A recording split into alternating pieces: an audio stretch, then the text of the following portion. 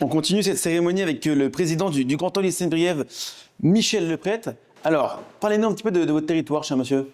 Le territoire Grand Orly-Seine-Bièvre est un des 13 territoires qui a été mis en place par le gouvernement pour décentraliser la métropole de Paris. Donc il y a la ville de Paris et 12 territoires annexes qui constituent la métropole du Grand Paris. Le mien, le territoire Grand Orly-Seine-Bièvre, c'est le territoire le plus gros, à part la ville de Paris bien évidemment, et le plus dense, avec 730 000 habitants, 24 communes. La particularité, c'est que nous sommes à cheval sur 2 départements, le Val-de-Marne pour les 2/3 des 24 villes, et le reste l'Essonne. Voilà. Alors c'est très particulier, parce que dans le territoire, j'ai une ville comme Vitry qui fait 98 000 habitants, et une ville comme Ablon qui en fait 5 000. Ça vous donne une idée des équilibres qu'il faut rechercher pour construire des objectifs industriels et des objectifs de développement, des réponses aux populations qui s'équilibrent en fonction de leur situation de commune et du travail engagé par leur commune et leur équipe municipale. Voilà un peu la démarche. Nous avons une petite dizaine d'années, puisque le territoire a été qui est une originalité française, ça n'existe nulle part ailleurs qu'en région métropole.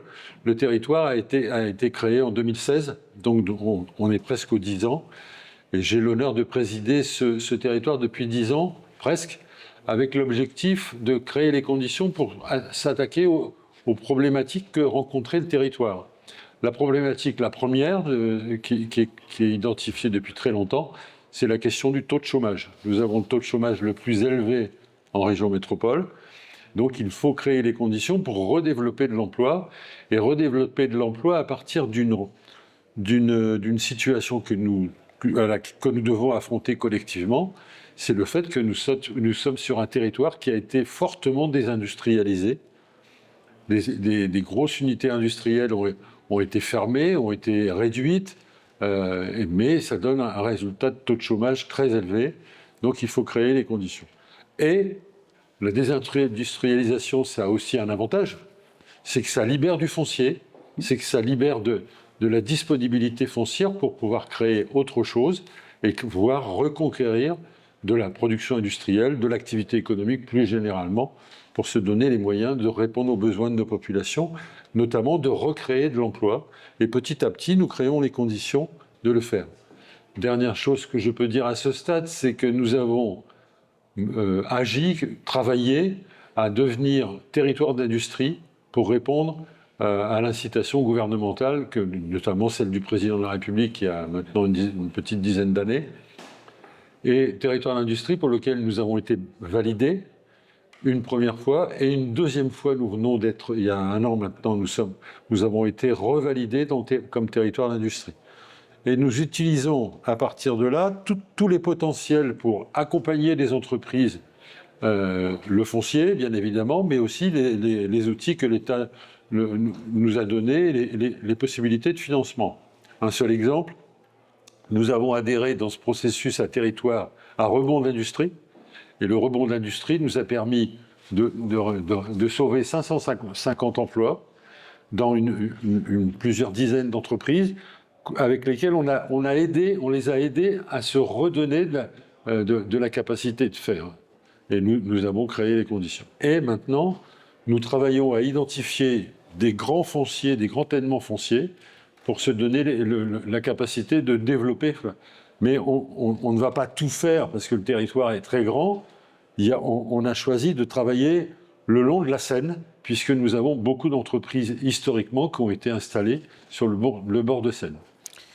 Monsieur le Président, je pense que c'est pour ça que vous avez reçu aujourd'hui un joli prix, trophée réindustrialisation et emploi, avec tout ce que vous nous aviez raconté.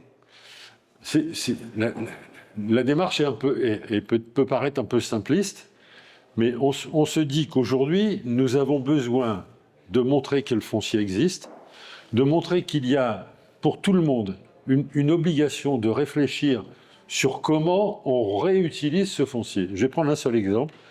Il y a une usine à Choisy-le-Roi de Renault, un ancien site Renault, qui a été fermé par Renault, qui s'occupait de réparer des moteurs, de remettre des moteurs en état. Le site est complètement arrêté. Et voilà. Nous avons travaillé, la ville de Choisy, le territoire, Renault, nous avons travaillé, mais aussi avec d'autres partenaires, comme la Banque des Territoires par exemple, nous avons travaillé à créer les conditions pour trouver une alternative qui nous permette de revenir sur ce qu'était le foncier de Renault, revenir à une activité industrielle ou des activités industrielles. Parce que ce n'est pas si simple de créer. Il y avait 2000 emplois sur le site de Renault. Aujourd'hui, on parviendrait, si on réussit à mettre en avant tous les projets sur lesquels nous avons œuvré, si on réussit bien, on peut déjà annoncer qu'on aurait entre 1200 et 1500 emplois qui nous permettraient de décoller. Voilà. L'obligation a été donnée que ce soit des emplois productifs. Et la deuxième obligation, le site est adossé au fleuve au fleuve de la Seine, qui est donc l'ancien site Renault. Nous avons créé dans l'obligation, dans le cahier des charges pour les porteurs de projets qui veulent nous accompagner dans cette histoire, l'obligation, c'est que les grandes activités de logistique, voire de résultats de production qui pourraient être faits, devront nécessairement utiliser la Seine pour, bien évidemment, créer les conditions de dépolluer la route, mais en même temps de créer les conditions d'un usage sur la Seine qui peut être utile, rentable et répondre aux enjeux de développement. Voilà.